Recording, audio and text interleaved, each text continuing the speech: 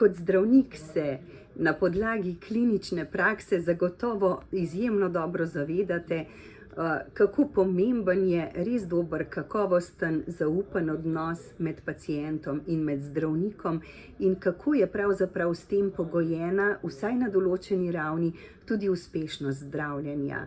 Kaj o tem povedo vaše klinične izkušnje, kaj o tem povedo izkustva pacientov, ki ste jih zdravili in jih zdravite? Hvala. Večino bolezni, ki jih mi zdravimo v hematologiji, so kronične bolezni. Se pravi, med zdravnikom in bolnikom se sklene neko dolgo trajajoče, skorajda prijateljstvo. Določene bolnike vidimo tudi po 10 let ali pa dlje časa. Bolnik se mora na začetku zavedati, kakšne so v bistvu tiste možnosti zdravljenja. Mora se zavedati, kakšna je njegova bolezen, ker to tudi nam olajša mu predlagati ustrezno zdravljenje. Mora se posledično seveda zavedati, da kaj so omejitve našega zdravljenja. Vsako zdravljenje, ki bolniku ga ponudimo, ima določene sopojave. Če bolnik te sopojave pozna, jih pričakuje, jih nekako lažje prenese in se zaveda, zakaj mora to zdravljenje imati. Na drugi strani, če bolnik svoje bolezni ne pozna in doživi neke sopojave, bo preprosto prenehal jemati zdravilo. In pri večini teh kroničnih bolezni, če človek preneha jemati zdravilo, je izhod zdravljenja bistveno slabši, kot če bolnik zdravila jemlje tako, kot jih mora.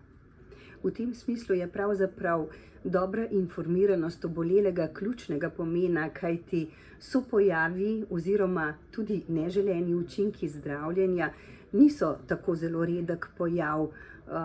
Denimo pri krvnih rakih se lahko posledice zdravljenja pojavijo ne le čez nekaj mesecev, nekaj let, ampak tudi čez nekaj desetletij.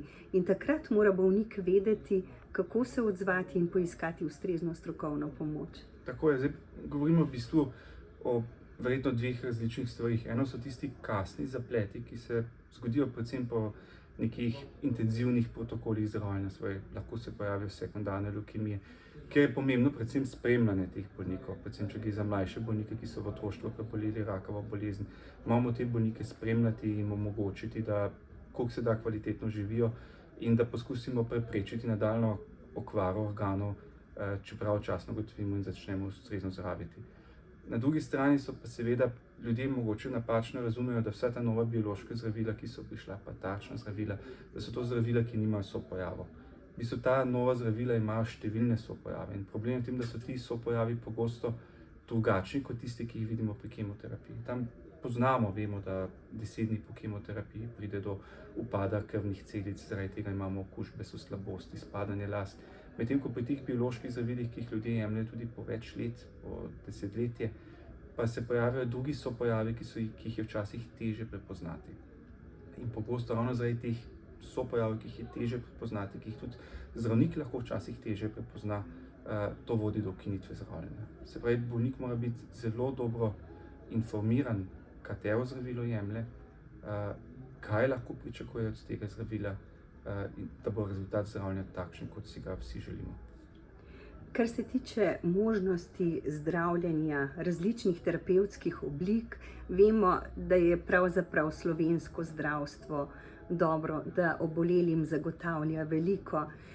Po drugi strani pa se soočamo od blizu ali nekoliko dlje s sistemskimi ovirami, s težavami, med katerimi so recimo čakalne dobe, seveda pa tudi v klinični praksi izkušate to bodisi zaradi pomanjkanja kadra, bodisi zaradi zastarele opreme in podobnega. Kaj bi v tem smislu izpostavili?